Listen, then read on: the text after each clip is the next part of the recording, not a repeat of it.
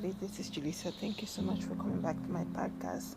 So, I wanted to come and do another recording about, following up what my previous episode, which is it was based about emotional abuse, right? And like I said to you guys, in the previous episode, that it's funny how as we get older, we, not only do we get wiser and all of that, but we learn so much about our own self, and I feel like I have to say this, if you are you're growing up and you're getting older and you don't recognize things about yourself, there's something missing then. Something there in your life that you're not paying attention, it could be anything. Like for me, for example, I always say I know myself so well that when I feel a pain or something, like I know what's happening immediately. It's so crazy, like, not to self-medicate myself, nothing like that, but I already know this is like I will say something like, this is the reason why I have a headache. This is the reason why my stomach hurt. And it's not like, oh yeah, she ate too much chocolate, nothing like that. But as you get older, you get to recognize things about yourself, and even so much so about your own body, that you're like, okay, that's strange, It's almost like, every time I go get an oil change for my car, they always say to me, you're the daily driver, so you will know immediately when something is off, right? But it's funny how we as human beings, we tend to just be like, oh, I don't know what that was, oh, I feel like I have this eye pain. I don't know what that was, but then it could be something that you get every month. And it's like there's something that you're doing that's causing that. That is, something that happens. So I think, if you get older, depending on your age, there's a time where you're like, okay, I already know why this is happening, because I know. Even for me, like this past, it was just the weekend. So on Sunday, I didn't have lunch until like after 2:30 p.m., which is super late for me. And I was like, I'm going to go get something to eat, because if I don't eat, I know myself so much that I will get the worst headache ever, because I'm waiting too long to put any food in me.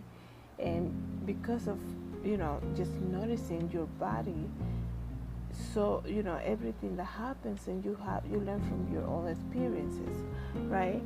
So the reason that I'm talking about that, going back to the whole episode that I did about emotional abuse, which I encourage you guys to listen to, is this, right? So here's the thing though. As we get older, we learn to recognize things that we wish we never have to live through again. And I remember, in the beginning of the year, I remember just really emphasizing in myself that I needed to do something about the work that I was doing, where I currently work, not what I do with my fashion and my business, nothing like that, because aside of that, I also have a full-time job, right? So I was like, I don't want to be there anymore. It's not good for my spirit, okay? I don't like the person I'm becoming when I'm working in that office. I have to do something about it, It's causing me anxiety. It's just things like that I don't want to go through. Like, I'm getting older. Like, if I'm not making smart changes to take care of myself, I don't know what my life is. If you get to that point and you're like, if you quit now, then people are gonna think you quit too often jobs. Like, you get to a point in an age in life that you're like, I really don't care what people think. Nobody pays your bills. Everybody has an opinion, and nobody wants to pay your bills. So I'm gonna make smart decisions for myself, and I'm just gonna go for it. So I remember having a meeting with my supervisor, and I said, this is causing me anxiety. It's one of those things that I'm trying to avoid. I want to have a good mental health, right? And yes, a lot of the times we as Christians, we look at mental health like, oh, you're not strong enough in the faith, right? People say things like, oh, you need to pray more, you need to pray fast and all of that. Listen, sometimes, you are causing yourself to because of the environment you decided to surround yourself into, is causing yourself to have that. So you can say to God, because we know faith without works is dead, right? So you can say to God, God, take this away, this anxiety from me. God, this work is too much for me. Take it away, take it away. But you're not really doing anything effectively to get another job. You're not doing anything to move yourself from that situation. So faith without works is dead. So if you're asking God, to remove anxiety from you, but you're not gonna do anything about it, like what do you think is gonna happen? It's gonna be a repeated cycle in your life, right? So this is what I did. I said to myself, being in this office is causing me so much anxiety. I don't want to live through that again. It was already a year, right? I'm like, it's a new year. I don't want to live through it again. I don't like myself, what I'm becoming. I'm saying comments about things that I see happening in the office that are not good for my spirit. I'm becoming like I used to mock people because they will ask me like a dumb question, and of course I'm not going to say it to themselves. I will say it to, within me. So it's like me and my spirit mocking people, and that's not right. So I was like, I need to do something about it. So I said to my supervisor, this is causing me anxiety. I can't be here anymore.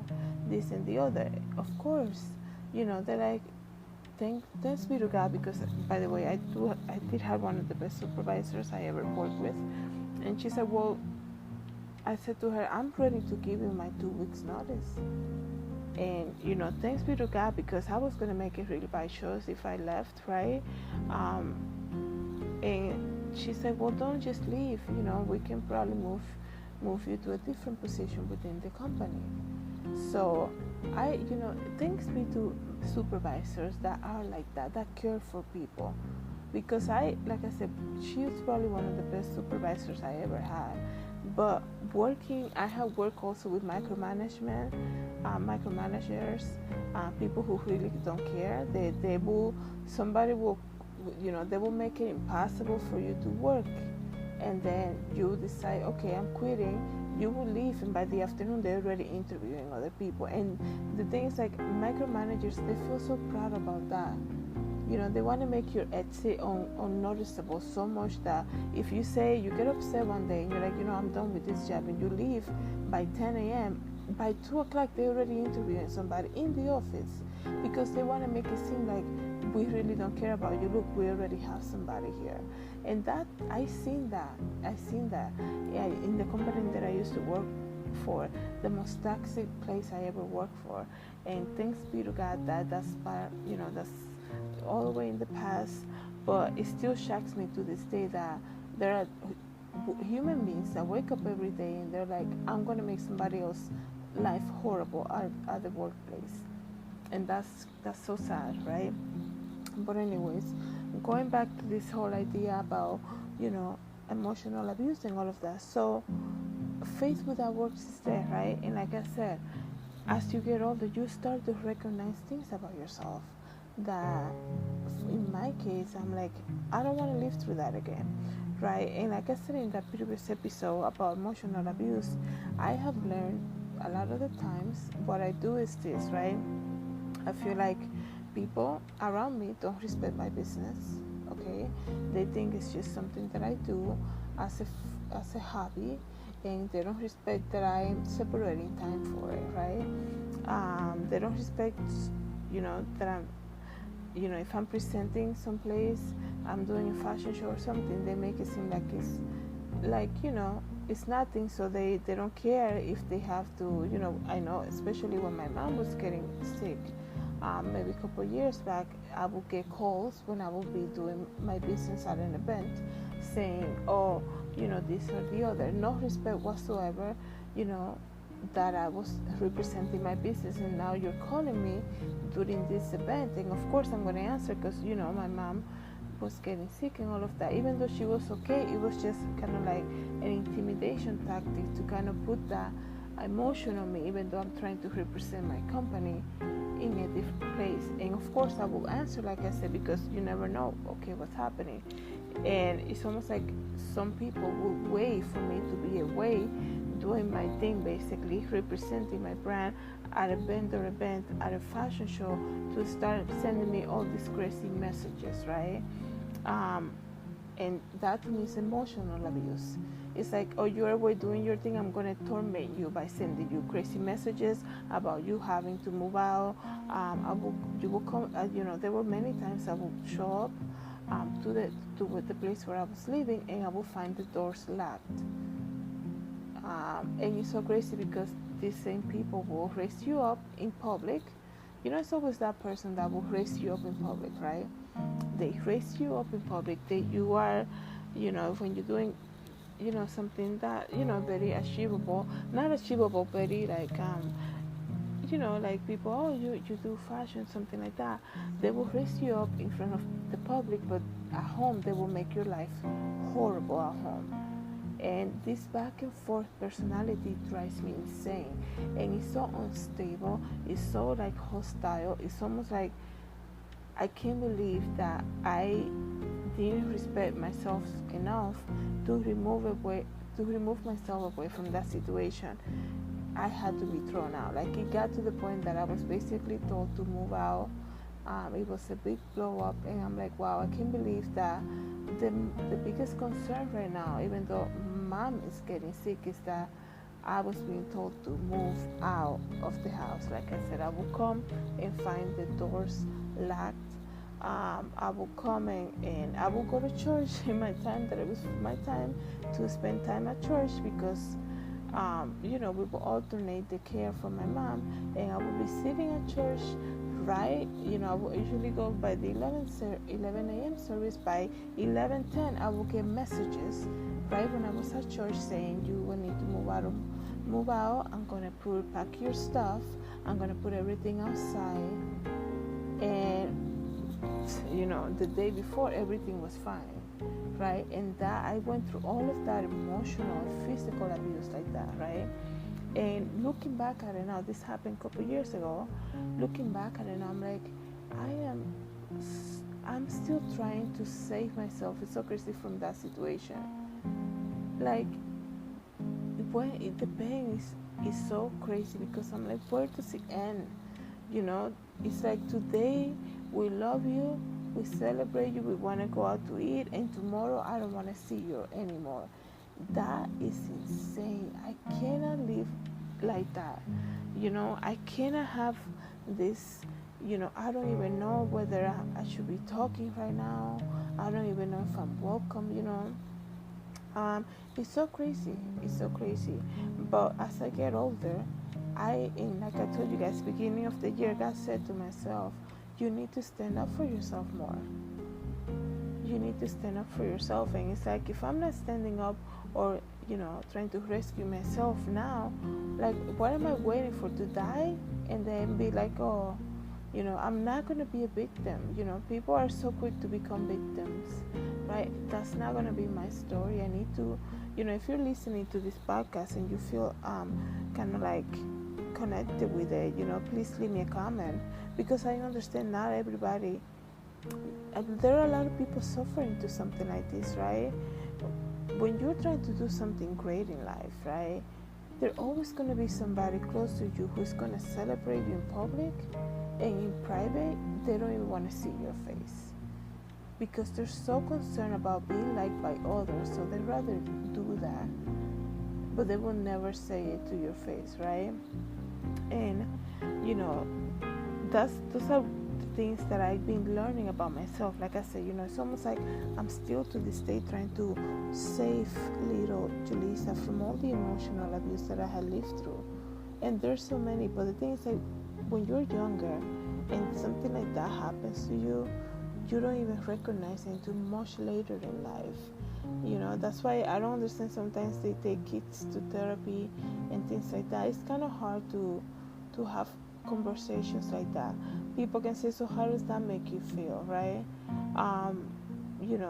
Speaking about divorce and all of that happened in my family, looking back at it now, I wish we my family as a whole probably would have benefit from having therapy, because it's so crazy, because now after so many years is when I see it, I'm like, wow, you know, there was, you know, it's kind of like hard to describe. I went to school many years ago, but even, you know, when I was in school, you never feel independent, even though you're far away from home. You never feel like you can take that next step to kind of become your own person, because the guilt tripping, right? The comments and things like that is so crazy. The codependency is so crazy, and you know, on both sides. I'm not saying like people were codependent to me only.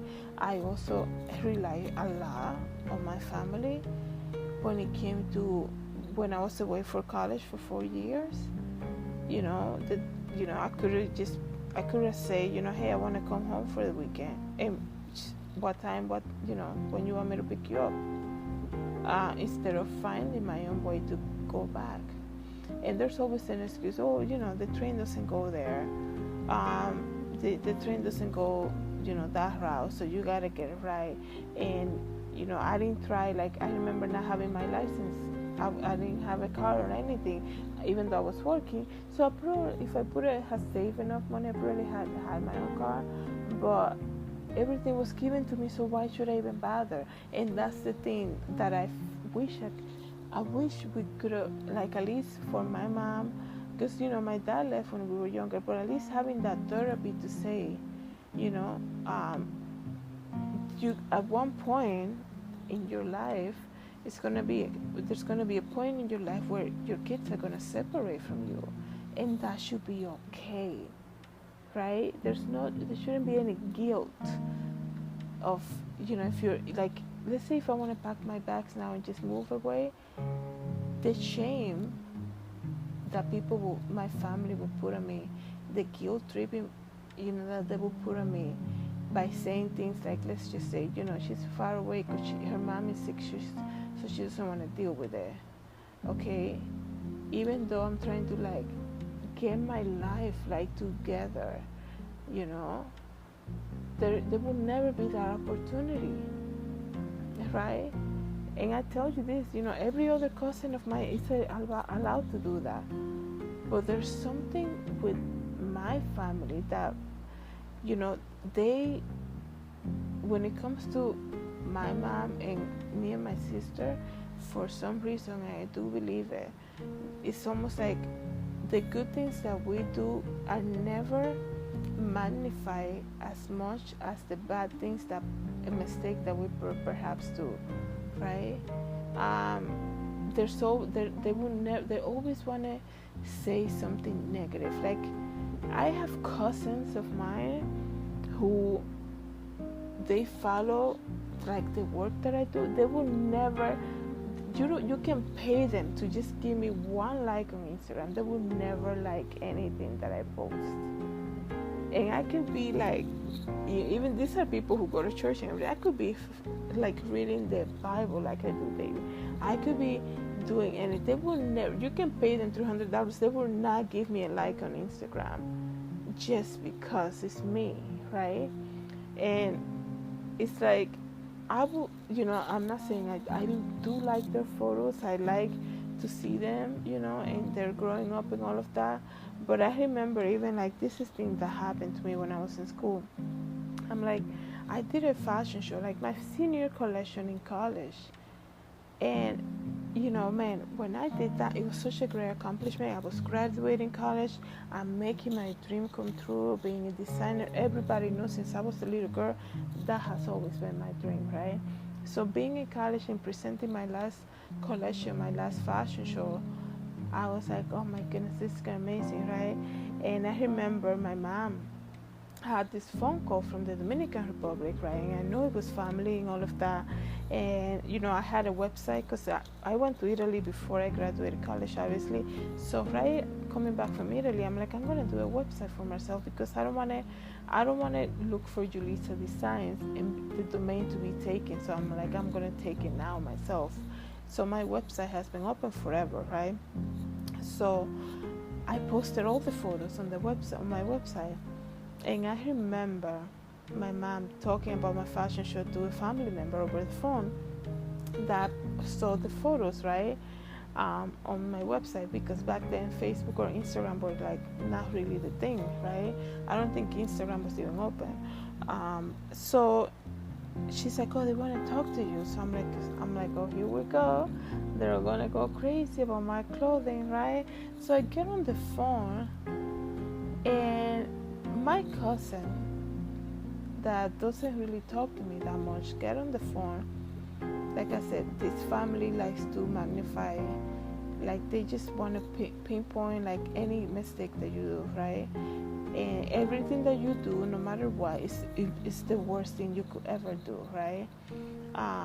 They would never like anything that I do, right? So one of my cousins got on the phone, and I said, hey, I'm doing good, how are you? She's like, well, I saw all the photos of your fashion show that you posted on your website. I'm like, yeah. She's like, I didn't like it at all. I said, what do you mean? She's like, do you make those dresses with those fabric choices? You did those models that you picked to model your clothing? I said, these are all my classmates. She's like, yeah, but don't pick those models. Don't pick that fabric and the colors that you choose. That was one of the biggest shock for me.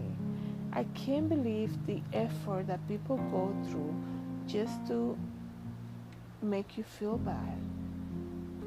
This person living in a whole different country, spending time on my website, looking at the photos of my graduation for my final collection in college. Not only do one thing, because I see, right? You see sometimes when people do something and you're like, oh, it's not really my taste, but that's just your opinion, right? I'm not gonna get on the phone and call them and make sure they know what I feel, right? Make sure they understand what I mean by that, right? Because that's the thing. Everybody's so proud of their own opinion these days that if they don't like something you do, they make sure you know it. And they make sure that you see that comment, right? And I remember, I'm like, oh my gosh, I don't even know how I got off the phone. And I'm like, this lady went through all this length just to make me feel like that. That everything I did was horrible. This lady doesn't even wanted me to explain to her what the collection was all about. It's basically from models, from fabric, from designs. Why did you do that? Everything I did was horrible. I was criticized to the T, and you see it now, because even her own family now, they people love to follow you, right? Why are they even following me on Instagram? So that they ignore everything I post. You cannot pay them. I said before, you wouldn't even pay them just to even have them like one of my posts. So it's almost like you feel so watched sometimes by the people that really hate you. You're always watched by the people that really hate you. So I have my days when I'm like, what's the point of having these people, to giving them access to my work if they don't like anything I do? Like I said, I would like once in a while some of the stuff they do, but they will not even budge to even give me one little like. So why do I even follow them? So I'm like, I'm just gonna follow everybody. But the thing is, like, if I do that, then I'm the hateful one, right? Because it's almost like everybody's looking for you to fall, right? To cave in to their temptation, just so they can say, look at you, look what you're doing. It's so crazy, guys. It's so crazy how I see it now. Like I said, I graduated years ago, and I'm like, I see it now.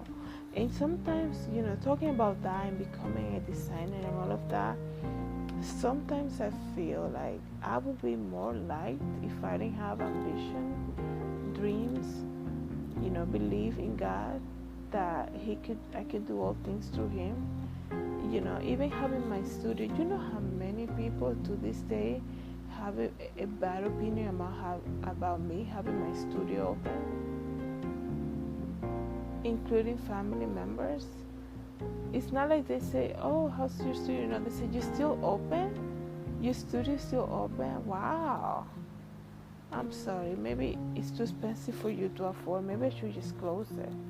It's almost like people are so afraid that you will get success. People are so concerned for you to make it. It's so crazy.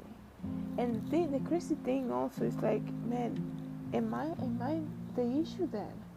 So sometimes I feel like maybe if I just don't do anything, maybe when I enter a room, people will like me better, right? So in the last couple of years, I became this person. I became the person that I'm not gonna tell anybody what I do. If they find out, they find out. I'm just gonna show up. I'm not gonna, because I never have either. I don't tell people. I don't walk into a room and be like, yes, I'm a designer. Yes, I have a YouTube channel. Yes, I do things like that. I have a podcast and things like that. I don't say any of that, right? And then, those previous years too, I went through a phase where I would say to people, they're like, "Oh, so what do you do in your free time?" Right? Because everybody wants to get to know you until you tell them what do you do. For some reason, it's like there is a change. There's a change in the way they look at you. I will be like, "Oh, what I do on the weekends, I'm basically at the studio. I make clothing and jewelry, and I like to make collections and do fashion shows." They're like, "Oh." And it's like, you just asked me a question.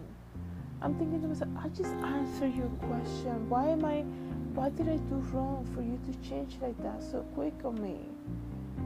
So I'm like, I don't want to feel myself. I don't want to have that feeling anymore. I'm not telling anybody anything. Because it happens so often where people just don't want it. Like I told you, I probably be more like, it's so sad to say that, people around me will probably accept me more if I have no ambition. I'm just, I just gonna work every day. That's all I do. And it's so crazy because a lot of these people, that I have encountered throughout my life, they criticize to the T every single thing that you do. And then the next day they open their own side hustle business. And now they want you to support them, right? But they will not give you that. They will not give you that benefit that you perhaps was hoping to get from them. That at least they'll be happy for you. And people are like, "Oh, don't pay attention to that," because they're always, it's a copycat. So that's flattery. That's just them trying to copy you. So you should feel good. Don't dismiss how I feel like that so quick like that. It's so crazy, but I have seen it happen so often. Sometimes I'm like, the way people say things about my studio, people that would never pay $5 to buy a necklace that I made on clearance, people that never pay the rent at my studio, always tell me, like, "Oh, you still open? You still do that?" And nobody's around when I say, "Oh yeah, I'm having a fashion show." And I'm like, "Oh, okay, good for you," right? Always so dismissive, right? And I don't know what that is when it comes to the reactions towards me. Am I supposed to just not do anything so that they can feel better? Am I supposed to just not walk by faith and see what God can do in my life, with my business? And people forget, like, I have a simple full-time job, right? And I have my business open for so many years now, even through a pandemic where you see so many stores closing. And during the pandemic, my business took off because I was making face masks. And it's like, who would have thought that I would survive the pandemic as a small business owner that doesn't really sell a lot, like ever? But God said to me, start making the face masks. And my business took off. And it's been 2 years after that. I'm running out of time, guys. Thank you for listening. God bless.